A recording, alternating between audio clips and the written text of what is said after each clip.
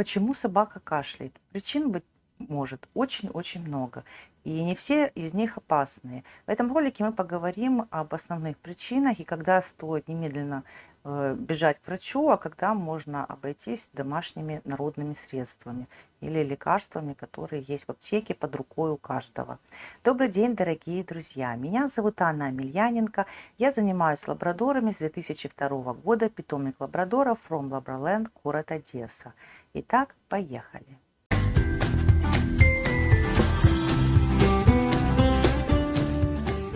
Все мы очень волнуемся и переживаем, как только услышим, что наша собака кашляет. И очень часто оказывается, что эти переживания и опасения являются напрасными. Мало кто знает, что собаки гораздо реже людей болеют простудными заболеваниями. И если вы слышите, что ваша собака сильно кашляет, в голове сразу же возникают самые страшные картины и мысли. Прежде всего, нужно в первую очередь помнить, что кашель – это защитная реакция организма. Кашель помогает очистить горло и дыхательные пути от микробов, слизи и других раздражителей. Поэтому это вполне естественно, если собака иногда кашляет. А если это происходит не иногда, то вам необходимо внимательно присмотреться за состоянием и поведением вашего питомца. Ведь кашель может быть как вполне безобидным, так и являться одним из симптомов некоторых достаточно серьезных заболеваний. Существует 3 вида кашля у собак: сухой кашель, надрывный кашель, мокрый кашель. Сухой кашель наиболее часто встречается у собак. Этот вид кашля не содержит слизи, мокрот. Чаще всего он усиливается во время физической нагрузки. Надрывный кашель может спровоцировать даже рвотные рефлексы. В такие моменты собака кашляет и срыгивает. Это может быть спровоцировано застрявшим инородным телом в горле животного, или же это может быть симптомом инфекционного заболевания, вроде нашей ангины или танзелита. Мокрый кашель свидетельствует о наличии жидкости или мокроты в легких собаки. Этот кашель в основном характерен для воспаления легких, которое может быть вызвано различными видами вируса, бактериями, грибками или паразитами. Также возникновение пневмонии может спровоцировать и попадание в дыхательные пути инородного тела. Чаще всего пневмония возникает у щенков и уже старых собак. Конечно, в особой группе риска также животные с ослабленным иммунитетом. Помните, если ваша собака кашляет довольно часто, кашель очень сильный и у собаки видоизменилось дыхание, обязательно отвезите животное на консультацию в ветеринарную клинику. Если заболевание диагностировано на ранних стадиях, лечить его будет гораздо легче, дешевле и быстрее по времени. Причины кашля у собак. Существует множество причин, почему собака кашляет. Все они достаточно разные. Условно разделим их на 2 группы – заразные и незаразные. В каждой из групп существует несколько подгрупп. Первое – заразные. Инфекции дыхательных путей. Важным показателем является скорость и яркость течения заболевания. Чаще всего заражение животного происходит в результате контакта с другим больным животным. Инфекция передается воздушно-капельным путем. Также заражению способствует ослабление иммунной системы собаки в результате стресса, переохлаждения или наоборот слишком высоких температур. Инфекции бывают вирусного, бактериального, грибкового происхождения. Например, инфекционный вирусный трахеит, бронхит, бронхопневмония. Существует и хроническое течение инфекционных заболеваний. Оно присуще животным, которые живут в питомниках. Оно даже носит соответствующее название вольерный кашель. Часто им заражаются также собаки после выставок, которые посещают множество собак. Хотя заразиться можно и в своем дворе, понюхав метки больной собаки. Часто собаки болеют всем двором. Это чаще всего сухой непродуктивный кашель, при котором собака кашляет и иногда рвет. Основными возбудителями вирусного бронхита являются микоплазма, бордетелла, бронхисептика, псевдомонады, клепсиела пневмонии. Часто это выглядит так, что собака кашляет, как будто подавилась и хочет вырвать инородный предмет.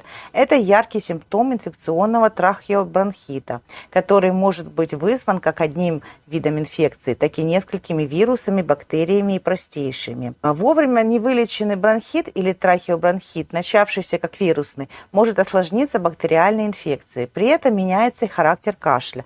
Сначала он будет сухим, затем появляется свистящее дыхание, а через несколько дней кашель становится влажным, с появлением мокроты и одышки. Но в подавляющем большинстве случаев собаки выздоравливают быстро, в течение недели, при минимальном домашнем лечении. Паразитарные заболевания. К ним относятся заболевания, вызванные гельминтами, то есть глистами. Самыми опасными среди них являются дирофилярии, то есть сердечные глисты, которые паразитируют в легочной артерии и могут локализоваться в подкожной клетчатке и в органах зрения. Животное заболевает из-за укуса зараженного комара. Жизненный цикл этих паразитов связан с миграцией проглоченных личинок из желудочно-кишечного тракта в легочную ткань. В легких, бронхах и трахеях гельминты проводят примерно 2 недели. После этого животное пытается откашлять их. Вот почему собака кашляет и срыгивает. При этом животное заглатывает их обратно вместе с мокротой. Находясь в легких собаки, глисты приводят к таким симптомам: мокрый кашель с примесью крови, трудности с дыханием, одышка, повышение температуры, иногда довольно сильное, до 43 градусов. Затем они попадают в кишечник и вырастают во взрослых особей уже там. Может пройти несколько месяцев до того, как в организме собаки созреют взрослые особи, которые начнут размножаться. Поэтому разглядеть заболевание на ранних стадиях очень часто просто невозможно. Признаками того, что паразиты поселились в сердечной мышце, будет характерная одышка, вялость, недомогание, кашель, снижение веса у животного, сердечная и дыхательная недостаточность. Для того, чтобы избежать процесса заражения и развития паразитов в теле вашего питомца, необходимо быть особенно внимательным и проводить обработку животного на регулярной основе. То есть, если вы используете капли в холку, они должны действовать также и против комаров. А если вы живете в месте, где много комаров, например, возле моря, речки, озера, то следует давать специальные профилактические средства, которые вам подскажет ваш заводчик или ветврач. Люди, кстати, тоже болеют дирофилариозом. Вторая группа – это незаразные причины кашля. Инородные предметы в верхних дыхательных путях у животного могут быть причиной, почему собака кашляет, как будто подавилась. Вот один из стандартных примеров. Собака гуляла на высоком газоне и начала кашлять. Кашель может быть вызван обыкновенной газонной травой, которая застряла в дыхательных путях. Иногда трава может и не вызывать кашель, но при этом она вызывает бактериальную инфекцию, которая в итоге может привести к воспалению легких. Также инородный предмет может попасть в тело животного при жадном заглатывании корма или при нарушении глотательной функции у животного. Симптомами наличия инородного тела в трахеях собаки является затрудненное дыхание, изнуряющий кашель, позывы на рвоту, синюшные слизистые оболочки, может быть слышен свистящий шум при дыхании и даже потеря сознания. Навязчивое состояние, во время которого животное трется носом или шеей о стены и пол, отказ от воды и пищи. Еще одним характерным признаком этой патологии является тот факт, что собака проявляет интерес к еде, но когда подходит к миске, снова отходит от нее, не съев ни куска.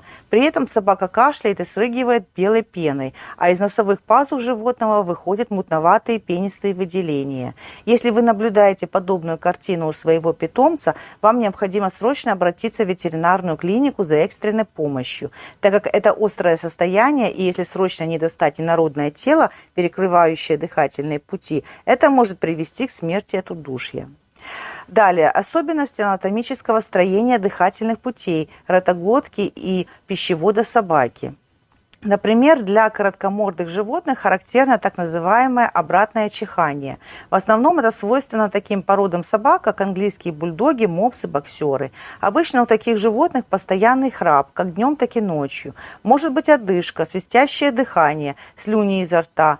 Состояние может ухудшаться в момент физических нагрузок, стресса, переездов или в жару. Часто у них наблюдается приступообразный кашель, не связанный с заболеваниями, возникающий резко и проходящий быстро, без помощи со стороны. Эта особенность также имеет наследственный характер и у других пород собак. К кашлю, связанному с анатомическими дефектами строения верхних дыхательных путей, можно отнести кашель при врожденных или приобретенных изменениях хрящевой ткани трахеи.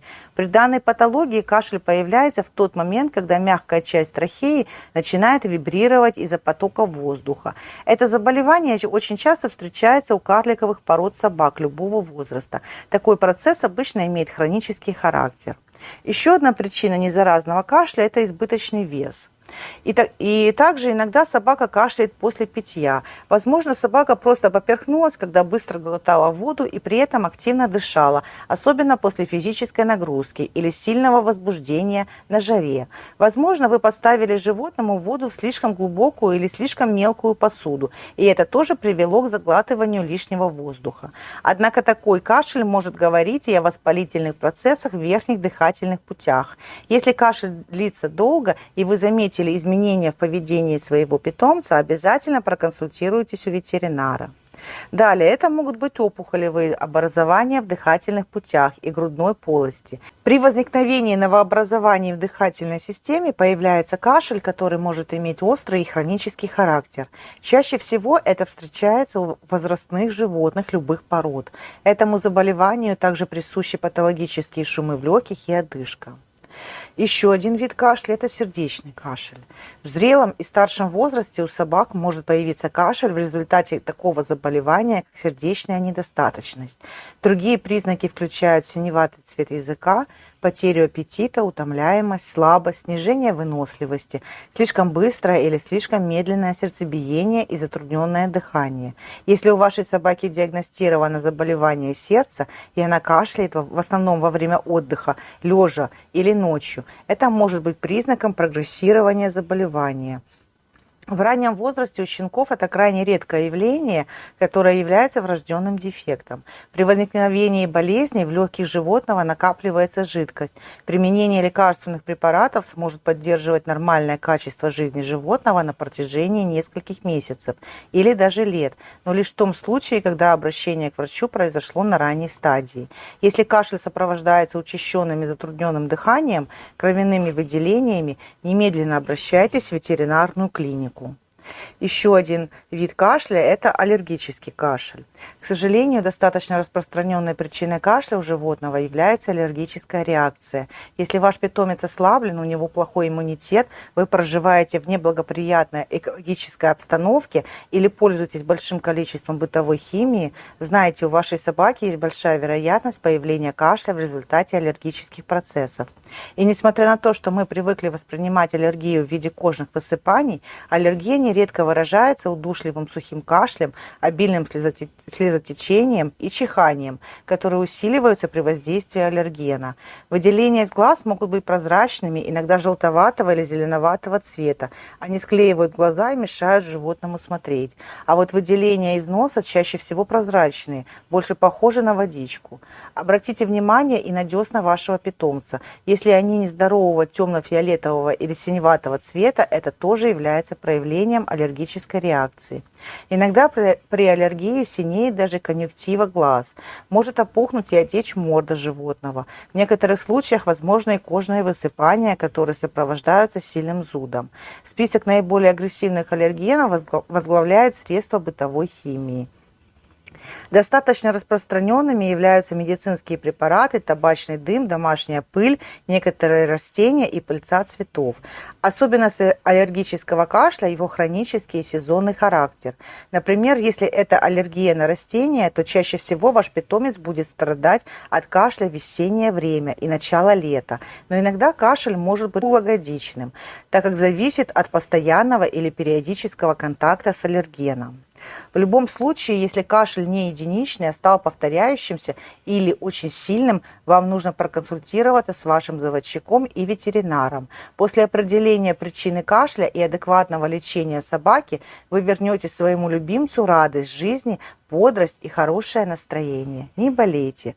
Подписывайтесь на наш канал, ставьте лайки или дизлайки, задавайте вопросы, пишите комментарии и не забудьте нажать на колокольчик, чтобы не пропустить ничего интересного.